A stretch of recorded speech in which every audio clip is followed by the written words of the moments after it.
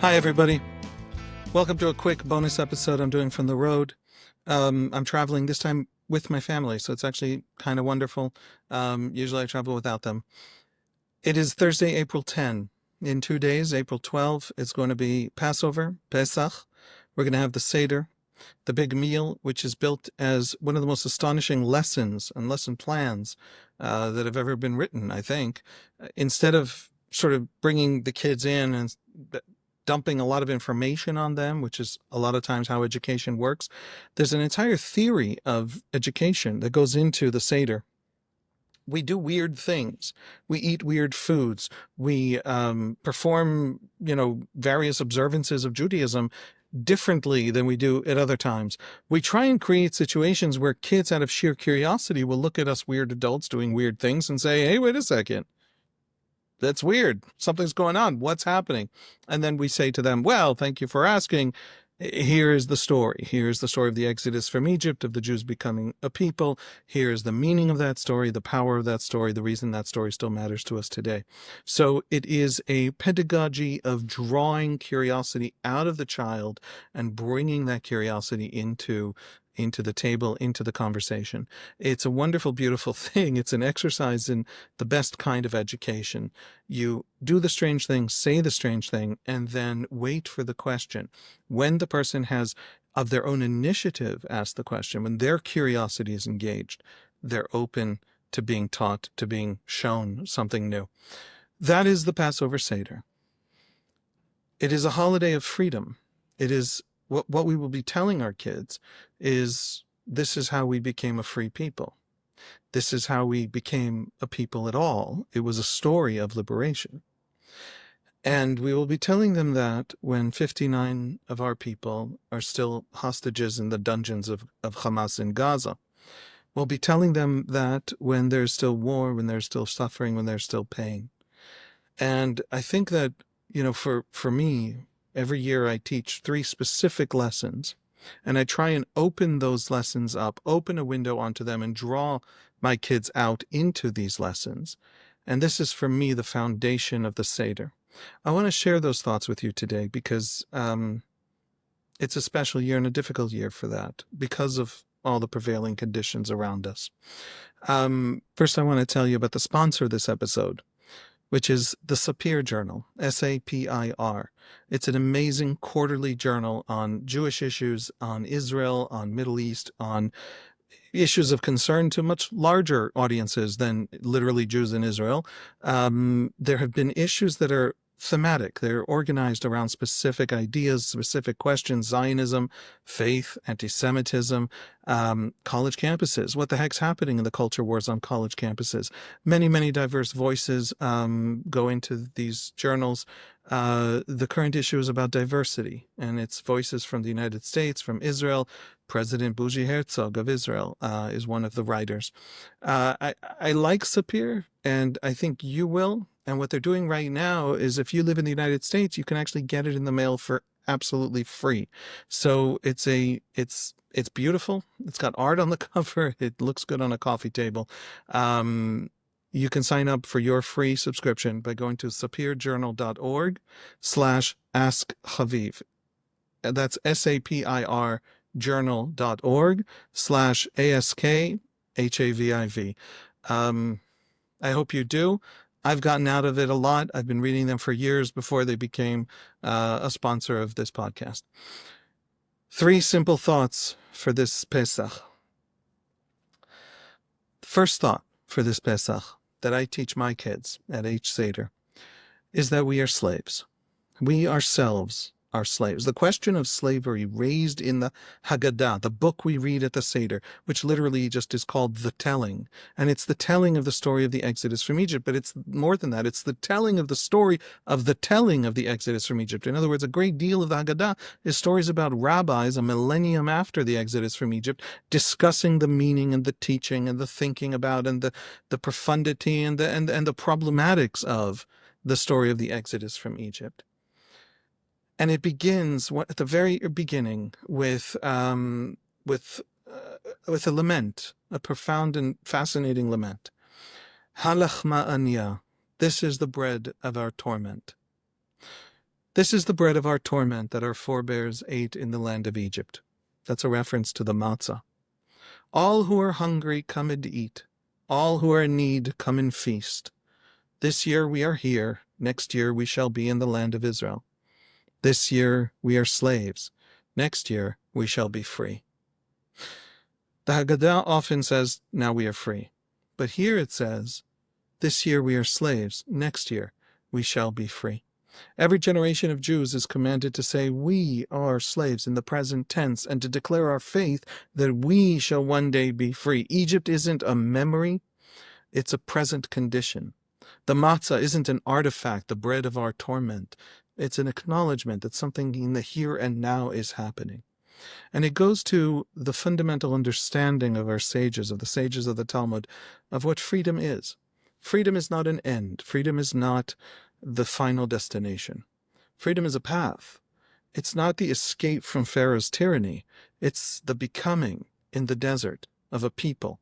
It's a revelation. It's a purpose granted to our lives.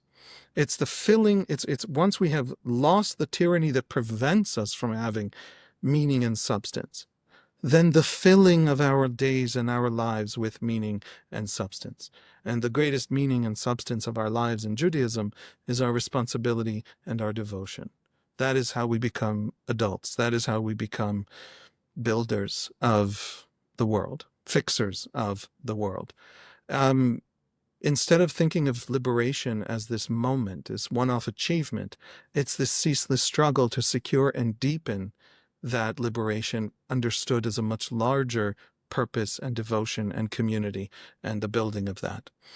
Along that tortuous path, we read about those who are hungry and we invite them to come and eat, those who are needy and we invite them to come and feast. We meet these people and it is our duty to carry them along that path. Our freedom is indistinguishable with our responsibility to the people around us who need us. That is the fundamental understanding of freedom as responsibility in the sages of the Talmud and in the Torah itself, I think.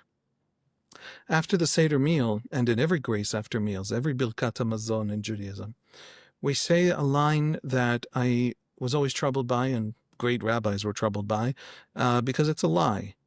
We say, I was a youth, I have grown old. Nar ha'iti gam zakanti, velo ha'iti tzadik ne'ezar v'zar'o mevakesh lachem. And I have not seen, I was a youth, I have grown old, and I have not seen a righteous man neglected and his offspring begging for bread. Rabbis have wondered about this. It seems, again, a lie. We've all seen righteous people suffering, impoverished.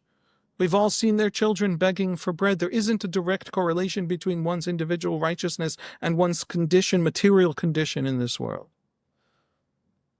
And so the rabbis answer this, and this is a lesson I take from my father, who is also a rabbi, and a lawyer, and has a doctorate, and in many other things. The operative word in that phrase, in that prayer, I was a youth, I have grown old, and I have not seen a righteous man neglected, and his offspring begging for bread. The operative word is seen. I have not seen. The righteous do stand suffering before us, but we do not see. It is not a declaration of faith that this can't happen. It's a confession of blindness. And when do we say it? After our feast. When we're content, when we're satiated, we remember, we confess that the suffering righteous stand before us unheeded while their children beg for bread. Satiation is a kind of freedom, and so it is a responsibility. 2. Our enemies, this is a hard one this year and last year, and our enemies are also God's children. Our enemies are also enslaved. It's hard in a war to talk this way. When some foreign liberal person with the best intentions in the world says everybody's equal and human and good and kind. It's not really a moral argument because it's easy. There's no cost. But we who are in a war with people who declare themselves, as Hamas does, to be preparing our destruction, to seek the deaths of our children, we are the ones tasked with remembering that our enemies are God's children as well. For us, because it is hard, it is necessary. In the Talmud, in Tractate Sanhedrin, page 39b, we're given an astonishing midrash. A midrash is when the rabbis are discussing a parable, a myth, a story, a history, something that isn't religious law. They're conversing, they're reflecting, they're talking about the philosophical ideas. And there's this astonishing midrash given in the name of Rabbi Yonatan.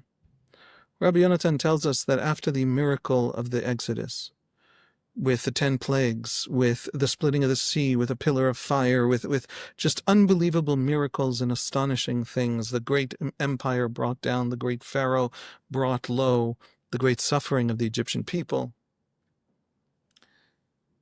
the Jews are finally free, and they come through the split sea, and Pharaoh's army that is pursuing them, this literally genocidal army seeking their annihilation, that is its only purpose, and it pursues them into the sea.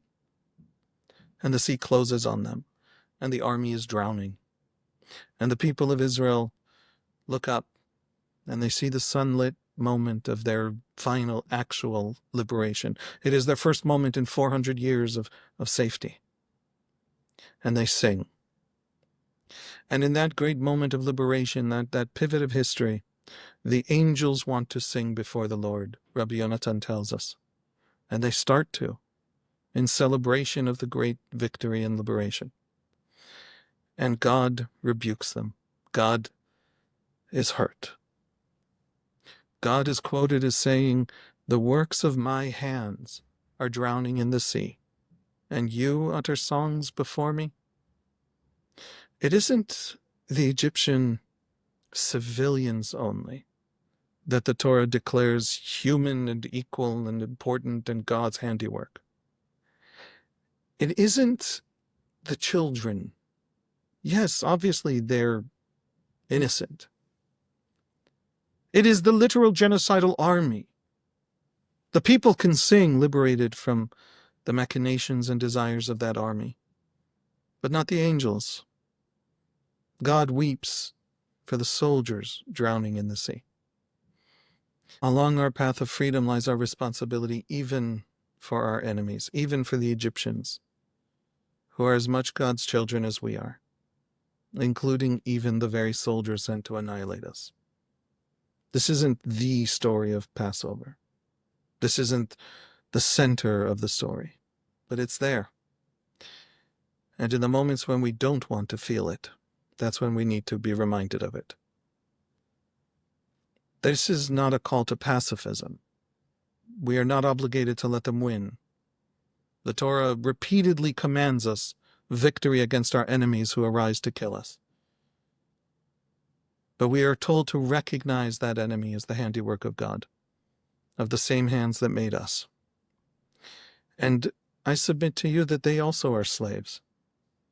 Slaves of their own real and imagined pharaohs, of dreams, of stories, of politics, of mental architectures that trap human beings on cruel and painful paths.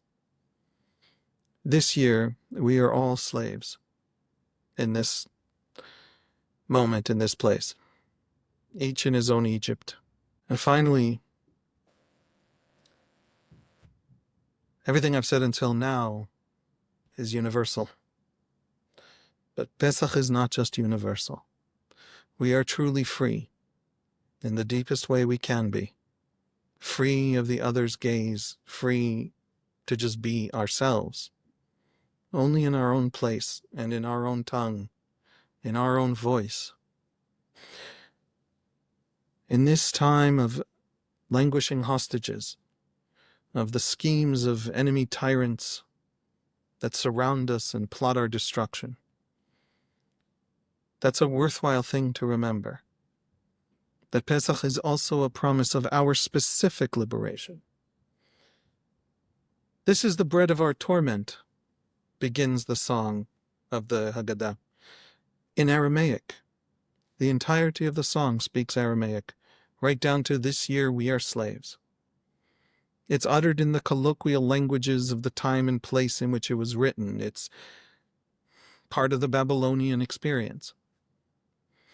But the final declaration of our redemption, the trumpeting of our liberation, "Next year we shall be free," that suddenly switches to Hebrew, to our unique language, to the only part of the reading that's in Hebrew, because it is the fundamental thing that is ours. We do our suffering in the languages of other lands, in the landscapes of other peoples. But the path of freedom, in the end, can only really be tread in one's own place and one's own voice. Freedom is a universal human capacity. Everybody can do it. Everybody needs it. But liberation is a specific act. Our specific liberation has always been signaled not by what is everybody's, but by what is ours alone. Chag Sameach. I hope this is a holiday of family and friendship and the building of meaning, the infusing of our freedom with meaning, and ultimately of liberation.